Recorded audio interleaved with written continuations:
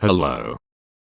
I'll be sharing technical knowledge received over a period from various gurus and sources.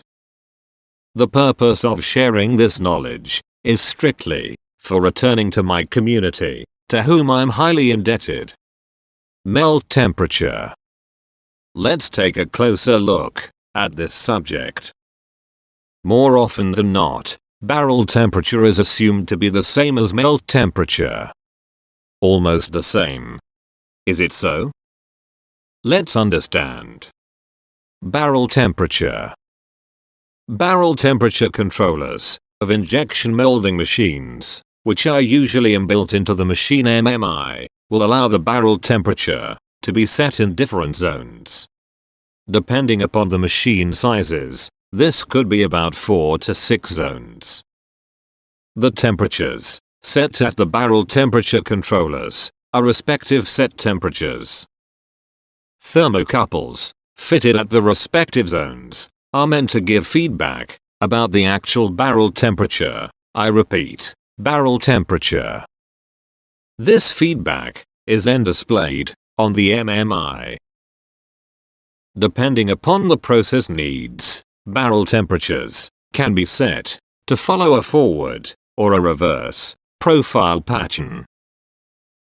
Needless to mention, recommended temperature values are those mentioned by polymer manufacturers. Another temperature value, many at times also given in polymer data sheets, is the melt temperature of the polymer. Why is this value significant? Listen further.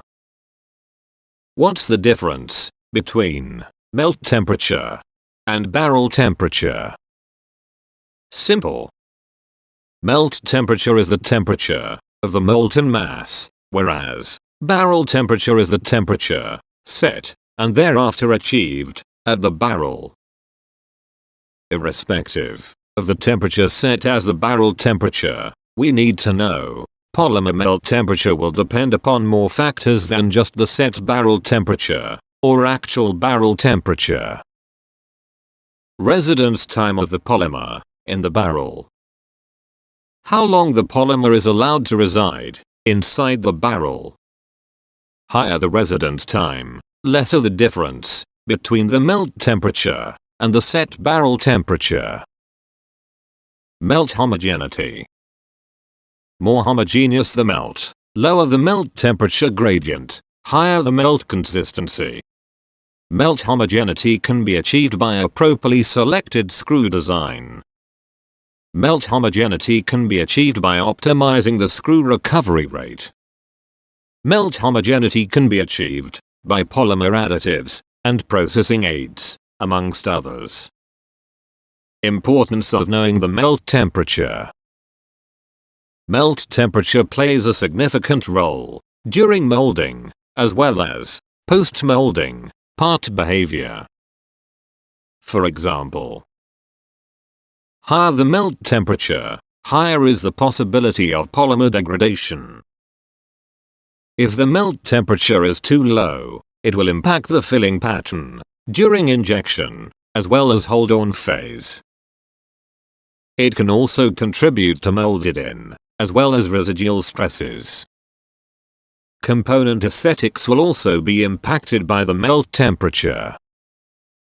More consistent the melt temperature, more consistent the resultants, which include part filling, dimensional stability, amongst others. Not to ignore, higher melt temperature could also mean higher cooling period, in turn, a higher overall cycle time, higher energy consumption. To conclude, let's remember, for good, melt temperature is not the same as barrel temperature. I have made an attempt to increase awareness. Your valuable feedback and suggestions are highly appreciated. Do subscribe to my YouTube channel for further updates. Thank you.